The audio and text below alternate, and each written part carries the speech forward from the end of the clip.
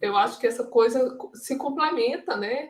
Mas eu queria saber de você, qual especialidade pode atender por telemedicina? Tem alguma especialidade que você fala assim, ah, isso não pode ou isso pode? Uhum. Como que funciona? Então, isso tem muitos colegas assim, eu sou cirurgião, não dá para fazer telemedicina, né? Não, calma, você não conhece a telemedicina então, porque telemedicina, como eu falei, são várias situações, né? Telemonitoramento, teletriagem médica, né? Existe até regulamentação para telecirurgia já, né? Claro que a gente ainda tem algumas demandas tecnológicas que precisam ser resolvidas, né? E tal, mas já existe. Então, a telecirurgia está contemplada dentro da telemedicina, né? Telediagnóstico, então tem várias modalidades, entre elas a teleconsulta. É que todo mundo fica focado na teleconsulta Na também, né? teleconsulta, é. Claro, é o carro-chefe, né? Vamos dizer assim. Mas tem a teleinterconsulta também, tem várias oportunidades, né? Para todas as especialidades. Então, algumas podem se beneficiar muito mais de uma modalidade do que outra. Então, por exemplo, psiquiatria. Uau, psiquiatria e telemedicina nasceram um para o outro, né? Uma para outra, é. Né? Aí agora falando de outras especialidades, né? Por exemplo, a endocrinologia tem uma oportunidade para teleconsulta, ok, e tem oportunidade para telemonitoramento, que é uma outra modalidade que você pode criar um serviço, né, de prestação de serviço de telemonitoramento de pacientes crônicos, diabéticos, por exemplo, né? Então, você tem várias oportunidades. Algumas muito afins com a telemedicina em outras áreas, por exemplo, radiologia, telediagnóstico, cardiologia, telediagnóstico, né? A gente tem aí o eletrocardiograma, que é o exame mais antigo que é feito por telemedicina no Brasil, né? Provavelmente você, em alguma oportunidade da tua carreira, tinha um aparelho de eletrocardiograma lá na unidade ou na emergência e foi mandado para um cardiologista fazer o laudo, Sim, né? no interior, eu trabalhei no interior, né? Uhum. Minha família é do interior, e lá a gente tinha esse, na UBS, na unidade básica, né? Tinha esse aparelho de eletro que era mandado por telemedicina. E assim, eu sempre trabalhei no hospital, mas aí chegava para a gente no hospital esse laudo da telemedicina. E Isso. que geralmente era muito bom, assim, já dava uma luz para a gente mesmo, né? E Nossa, evitava os exatamente. erros ali Uhum. na unidade básica, né? Bem Isso. interessante mesmo esse telelaudo, né?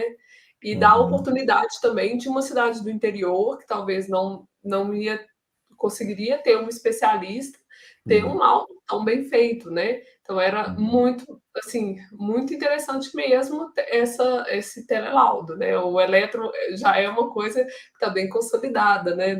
Na telemedicina, né? Foi a primeira, é, vamos dizer assim, experiência de telemedicina no Brasil mais formal foi com a questão do eletrocardiograma. E aí, né, falando, né, da cardiologia, né, foi a primeira experiência formalizada de telemedicina, foi o eletrocardiograma laudado à distância. Só que naquele tempo não era pela internet, era fax, aparelho de fax. Eu Olha. acho que você é bem mais nova do que eu. Não sei se você Ah, viu é, o não, aparelho de não. fax. Eu não peguei a época do fax, não.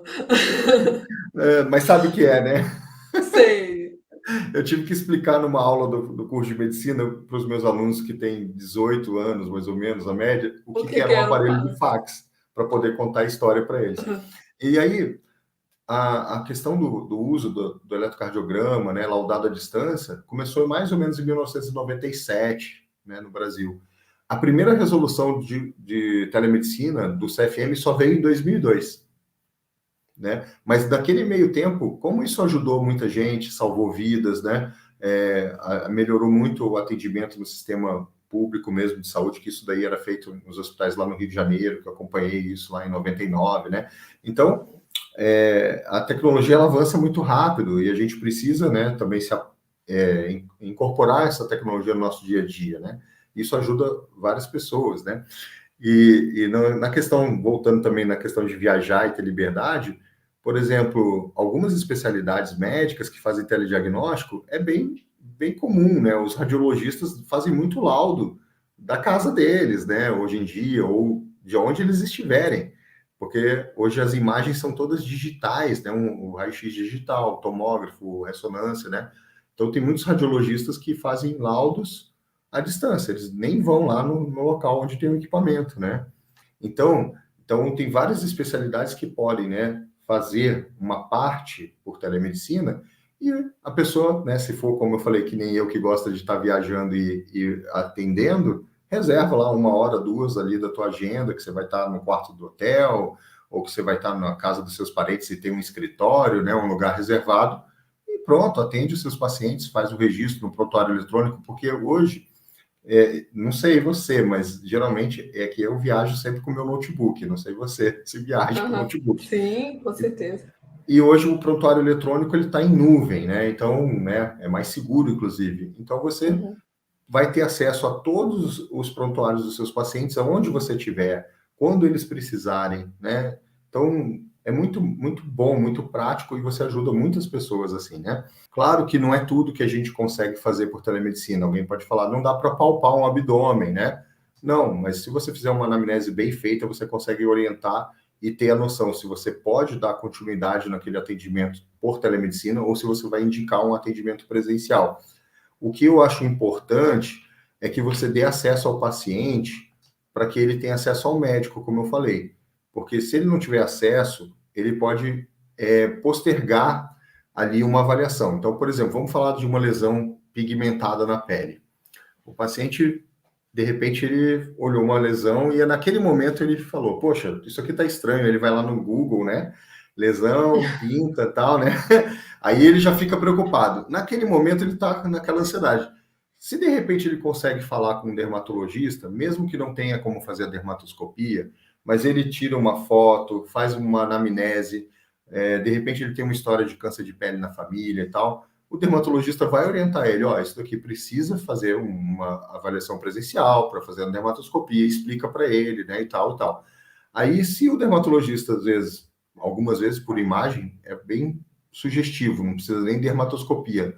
Poxa, isso daqui está muito suspeito, você não pode ficar esperando muito tempo, você tem que marcar isso logo, você tem que vir logo. Porque às vezes passa aquela ansiedade do paciente e aí ele, não está sangrando, não está acontecendo nada, não está coçando, vou deixando, vou deixando. Quando vai deixando, vai deixando, vai deixando, às vezes passa 1 ano, né, 6 meses, né? E isso daí atrasa aí um diagnóstico. Então, eu sempre sou a favor do acesso ao paciente, né, ao médico. Claro, tem algumas especialidades que, como a gente falou, é um pouco mais complexo para fazer uma primeira consulta online, mas o retorno é muito possível, né? Então, por exemplo, o paciente já foi lá na consulta, vamos falar em endocrinologia, né? Exemplo. O paciente foi na consulta do endócrino, examinou, fez o exame físico, né? Aí endócrino é muito exame, né? De laboratório, né? Depois, né? Então agora você vai fazer esses exames. No retorno, não vai ter exame físico, provavelmente, nessa consulta, né? Por que não marcar por telemedicina, né? É cômodo para o paciente, cômodo para o médico. E aí o médico pode organizar a agenda dele. Nas sextas-feiras à tarde, eu vou fazer todos os retornos de consultas das 2 últimas semanas, por exemplo, por telemedicina. Organiza a agenda e aí na sexta-feira à tarde não preciso ir até o consultório, me deslocar, posso ficar em casa, ou precisei viajar, uma cidade próxima, né?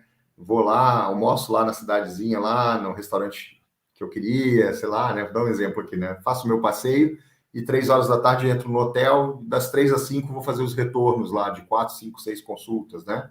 Ok, né? É uma maneira.